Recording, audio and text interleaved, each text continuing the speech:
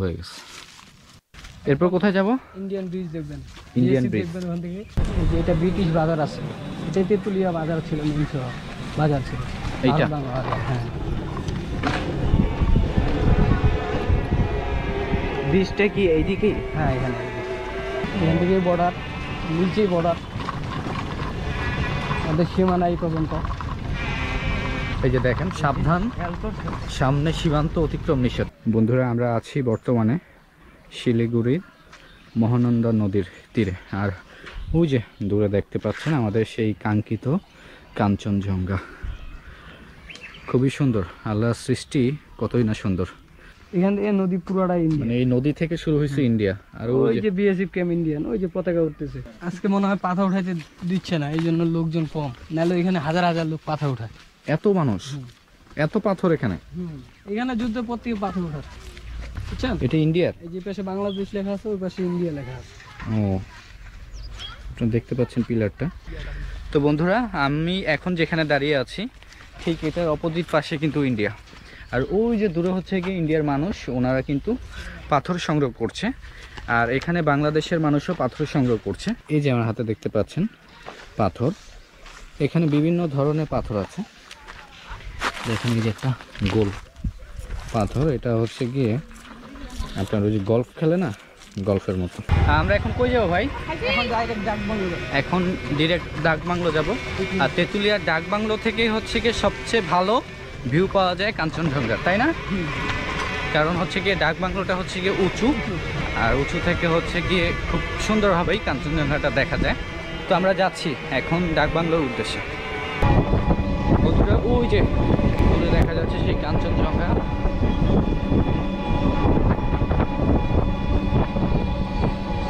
এখান থেকে হচ্ছে গিয়ে যে সেই কাঞ্চনজঙ্ঘা দেখা যাচ্ছে। আল্লাহু আকবার।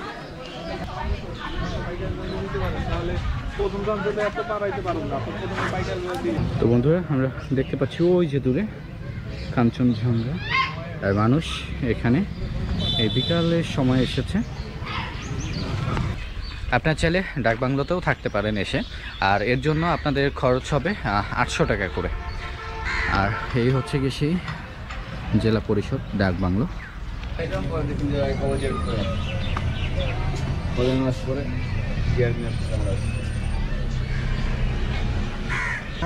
ডাকবাংলো থেকে আবারও সেই তেঁতুলিয়া বাজার মানে বাস স্ট্যান্ড চলে যাচ্ছে না, তো ওখান থেকে হচ্ছে কি আমরা বাসে করে 0 পয়েন্ট যাব। আর 0 পয়েন্ট থেকেও কিন্তু খুব ভালো একটা ভিউ পাওয়া যাবে। এই বাসে করে হচ্ছে কি 0 পয়েন্ট যাব।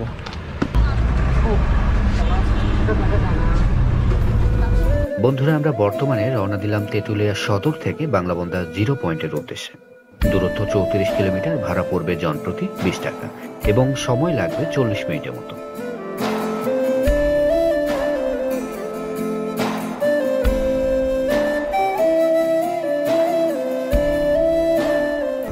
চারটা 39। আর আমাদের কিন্তু রাত 9টার ট্রেন ধরতে হবে, সেই গিয়ে পঞ্চগড় স্টেশন। তো আমরা এখন 0 পয়েন্ট যাব। আর এখান থেকে সব কিছু দেখে সরাসরি পঞ্চগড়ের উদ্দেশ্যে বাসে উঠে যাব। ভাই, এটা কি 0 পয়েন্ট যাবে? হ্যাঁ ভাই। কত করে? 10 টাকা করে। 10 টাকা। বাস আমাদেরকে এখানে নামিয়ে দিয়েছে। আর এই হচ্ছে গিয়ে আমাদের অটো। এখানে হচ্ছে গিয়ে সব পাথর ভাঙার কাজ, এই কারণে পুরো রাস্তাটা ধোয়া হয়ে গেছে।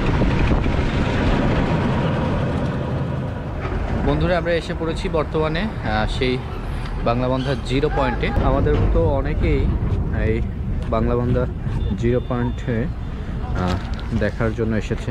বিকাল 5:18 বাজে। আর আমরা হচ্ছে গিয়ে বাংলাবন্ধা 0 পয়েন্টে দিকে যাচ্ছি। এটা আসলে স্বাভাবিকভাবে বিকাল 5টার পর ঢুকতে দেওয়া হয় না, তো আমরা অনেক রিকোয়েস্টের পরে সুযোগ পেয়েছি ভেতরে ঢোকার। ভাবছিলেন যে আর আজকে আর ঢোকা হবে না? হ্যাঁ, আমি তো এটা ভাবছিলাম।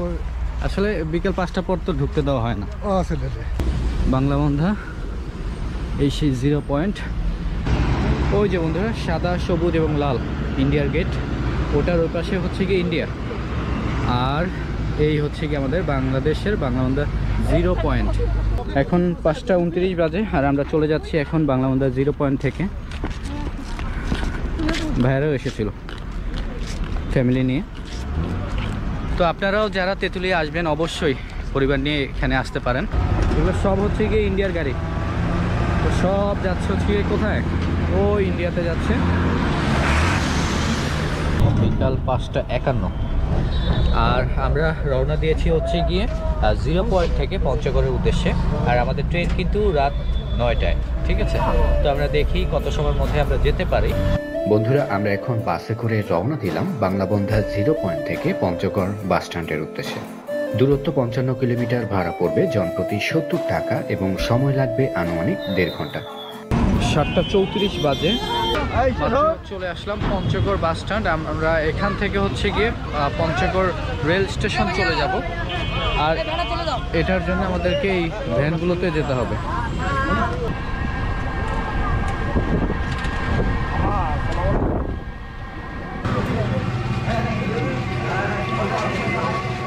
সিঙ্গারা, মিষ্টি সিঙ্গারা, পঞ্চগড় তেঁতুলিয়া। কেমন লাগলো তোমার? খুব ভালো লাগছে, এসে শান্তি পাইছি অনেক। আমরা সকালে এই পঞ্চগড় নেমেছিলাম, তারপর হচ্ছে গিয়ে মির্জাপুর শাহী জামে মসজিদটা, আর ওখানে একটা আছে হোসেন দালান। আমরা এই দুইটা জায়গায় ঘুরেছিলাম, কিন্তু পরে মানে আমাদের কাছে মনে হয়েছে বিষয়টা যে আসলে পঞ্চগড়ের থেকে সময় নষ্ট না করে তেঁতুলিয়া চলে যাওয়াটাই ভালো। আর এই জন্য আমরা তেঁতুলিয়া চলে গিয়েছিলাম এবং তেঁতুলিয়া বেশ কয়েকটা জায়গায় ঘুরেছি এবং খুবই ভালো লেগেছে তেঁতুলিয়া। আর দিন শেষে এই পঞ্চগড়ে এসে পঞ্চগড়ের এই সিঙ্গারা আর এই পঞ্চগড়ের এই শীত, এই দুটা জিনিস আমাদের কাছে খুব ভালো লেগেছে। আমরা নিয়েছি গরুর মাংস আর সাদা ভাত, এটা ওনারা এইভাবে প্যাকেট করে দিয়েছে। আমরা ট্রেনে খাবো। সন্ধ্যা 7:58 বাজে আর আমরা চলে এসেছি সেই পঞ্চগড় রেল স্টেশন। আমাদের একতা এক্সপ্রেস চলে এসেছে।